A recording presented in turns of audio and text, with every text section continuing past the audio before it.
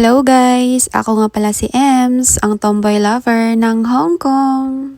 Before ko nga pala imimit sa Jusawa, minit ko muna ang isa kong friend. Kasi nga may ibibigay siya from Iloilo. And nagulat ako kasi ang dami niyang binigay like longganisa, tuyo, and pusit, and then yung piyaya. Nagulat talaga ako kasi ang dami niyang binigay. Thank you so much, Rai! Love, love, love! Kay Bebe! Oh my God! Thank you so much! Love, love ko kayong dalawa. After namin nagkita ni Bebe, so ayan na nga, sumakay na ako ng train papunta kay Jusawa. Bali, 1 oras nga pala yung biyahe papunta kila Jowa. Sabi ko sa kanya, sunduin mo ako kasi nga ang bigat ng aking bitbit. After 1,000 hours, dito na me, where na you? At habang nag-aantay kay Jusawa, sabi ko mag-vlog nga muna ako.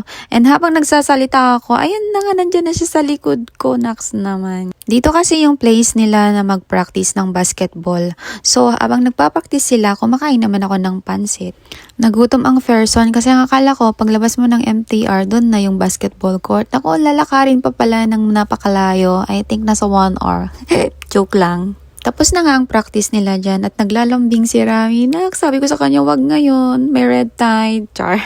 Sa Lohas Park sana kami magtatambay ngayon. Sa 11 years ko dito sa Hong Kong, hindi pa ako nakakapasyal doon. Kaya gusto ko sanang makita. At dahil may order si Jusawa sa Wan Chai, so kailangan namin i-pick up. Food din yun, oy. Matatawa ka talaga sa itsura namin ngayon kasi nga dala-dala na naman namin ang buong bahay. At dahil nagutom na ang mga person, so nag-decide na lang kaming dalawa na dito na lang mag-lunch sa place nila. Kailangan kasi ni Jusawa na mag-take ng kanyang gamot kasi nga na food poison siya last week. At pinaubaya ko na kay Jusawa ang pagpili ng gusto niyang kainin. Kasi kung ano yung gusto niya, gusto ka na rin. Char. Sabi niya sa akin, gusto ko sanang kumain sa Philippine restaurant, yung may sinigang. Kaso nga late na yung oras namin. Sabi ko, next time na lang. Chinese restaurant nga pala tong kinainan namin guys. At kami lang yung Pilipino dito na kumakain.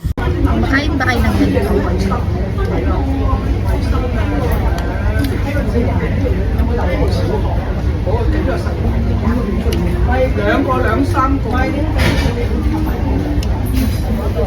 After namin nag-lunch, nagdiretso na kami ng Wan Chai at pinick up yung order ni Jusawa na food.